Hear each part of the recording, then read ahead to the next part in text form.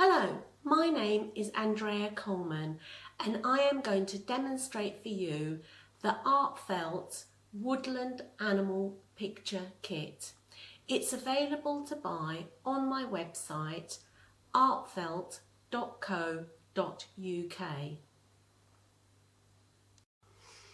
In the kit you will find instructions with templates, curly fibres, grey marl and pure merino wool in 7 different colours, assorted yarns and pure merino pre-felt, silk fibres, thin plastic soap flakes and foam with a needle inside and bubble wrap.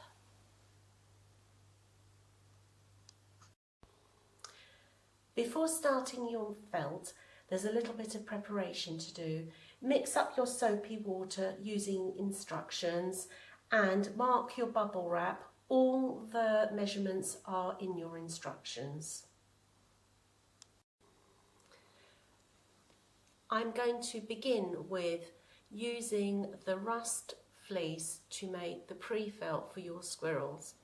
I'm going to use the small square we marked out earlier, divide in half and use one section, divide it again, and we're going to trap it and pull it out to cover this square.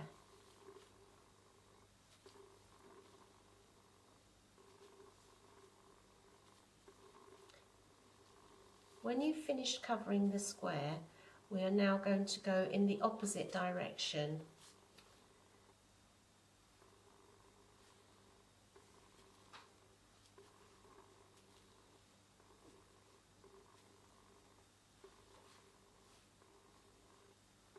And when you've completed that, you'll be ready to cover it with soapy water that you made earlier.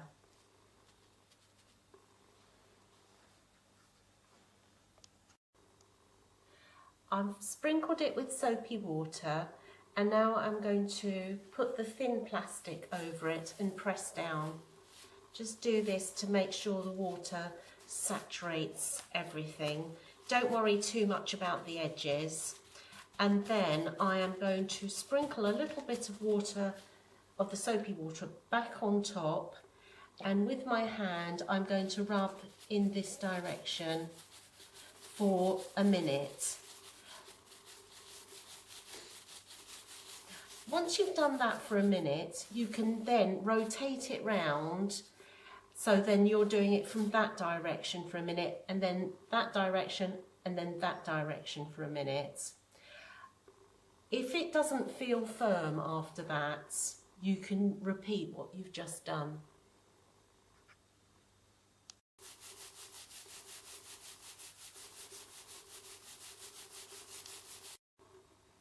I've been rubbing it for 4 minutes, so a minute in each direction, and now I'm testing it to see that the fibres have connected well. Once they've done that, you can then rub it on the bubble wrap directly, every way, and you can turn it over and make it nice and strong. Now, if it's not as strong as this, just repeat the 4 minutes earlier, but put a little bit more pressure on it. I've laid out the grey marl on the bigger square in exactly the same way as I did with the rust coloured fleece. I'm going to treat it in exactly the same way, but I will have to work harder on it, so put more pressure on it. You might have to rub for at least 4 minutes. When they're both finished, you can squeeze out the excess water, put them to one side, and then we can use them to cut out the shapes for your animals. I've laid the first layer for the river. As you can see, I've done it quite thinly and long.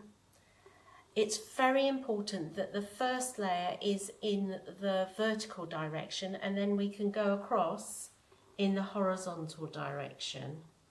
And it's fine. If you can keep it nice and thin, it's good.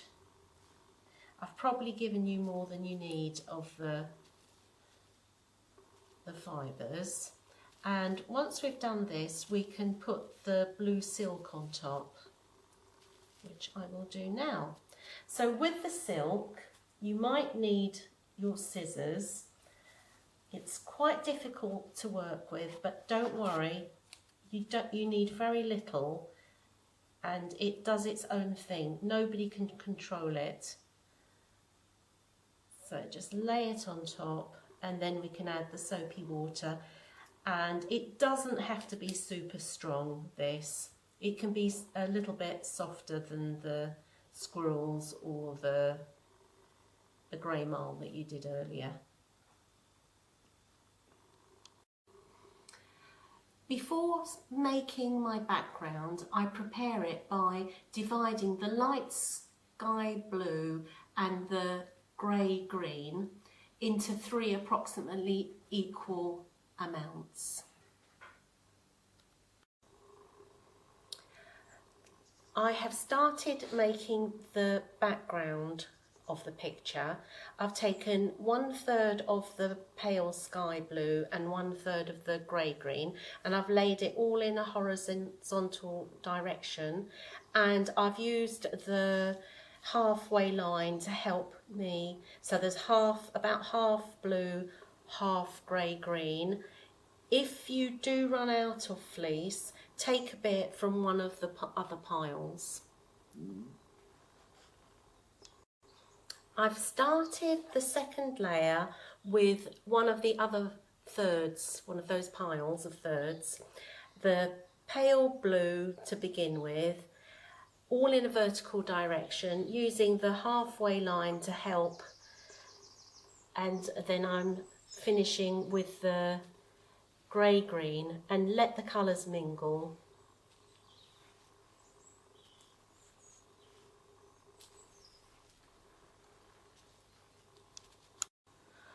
After doing layer 2, I've cut out the river, and just to see how it fits in the picture, I've laid it on my layer 2, but I am going to take it off and set it aside for later, so it only goes on when we've completed layer 3. I'm going to start layer 3 now. I'm starting from about the midway line with the pale blue and going in a horizontal direction.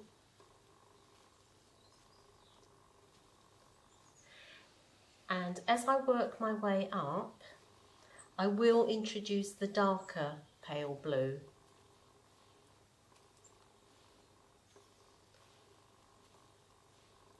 So I'm near the top now, and I can pull off little bits of this darker colour and add it in,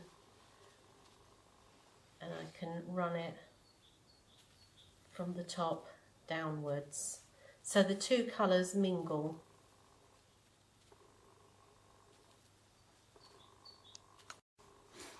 I've completed the sky now using the 2 sky blues with more of the darker blue at the top and letting them mingle. Now I'm going to start with the grey green again around the midline, and again let those colours mingle, and I will do this, and then I can introduce the softer green towards the end. In the kit you will find some green yarns. What I'm going to do is pull off very small amounts and put them on there. It will give them more depth and more interest to your foreground. I'll use the 2 lighter ones mostly in the horizon area and the darker ones more in the front, but they can all mingle together.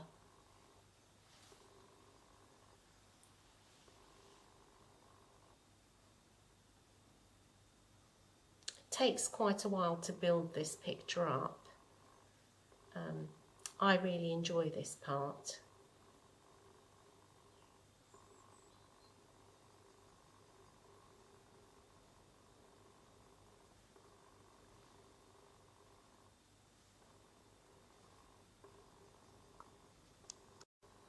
I'm happy with my background now, so I've put my river just below the halfway line.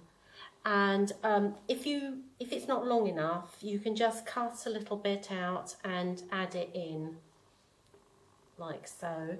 And for instance, I think this is a bit wide here, and as long as everything's dry, you can even trim bits off if you want. Just pat it down.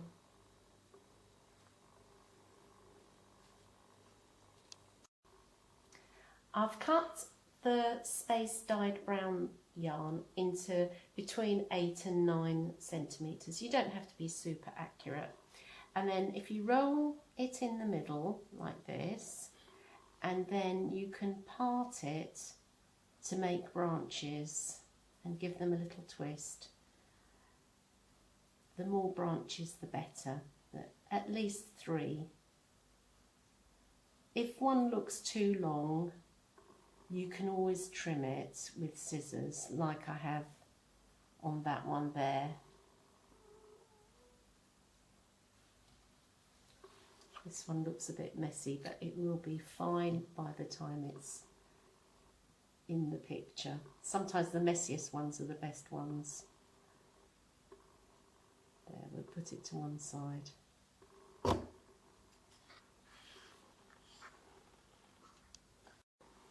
We're going to do almost exactly the same using the brown fleece to make the big tree.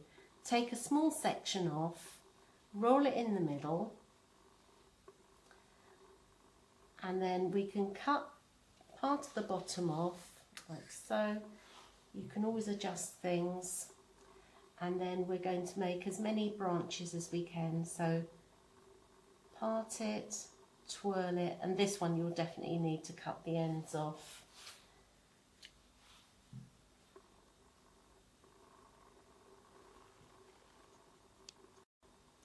I have now made my big tree. It's about 15 centimetres in length. I've also added a wisp of the space dyed green just to give it a little bit more interest. Don't worry if your tree doesn't look as neat as mine, because a lot of it will be covered with the curly green fleece later on. I've put 4 of the small trees on the horizon here, and I've also cut up some of this yarn and sprinkled it about because it will create depth underneath the curly fibres,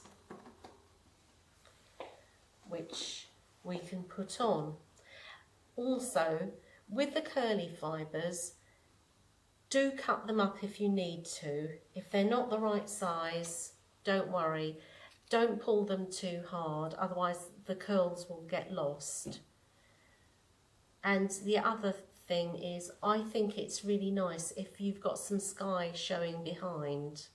So don't fill them too much. You will get an opportunity later on when it's all finished. If you need to add a little bit more of the curly fibres, you can needle felt them in at the end. I've now placed all the trees on the picture and put the curly green fibres all over it.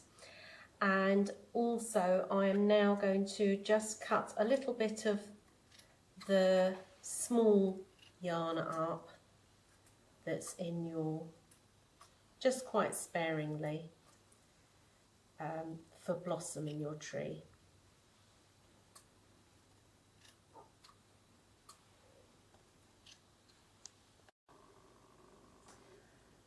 So I'm going to show you how to put some grass at the bottom of your picture.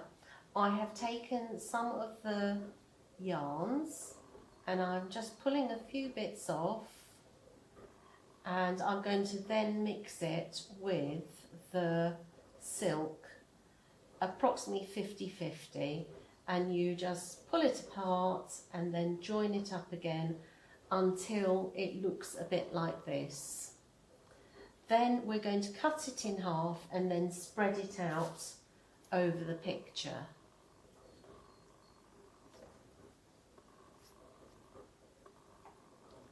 that. And then you can spread it out, and you can even put some long bits at the end of the picture as well.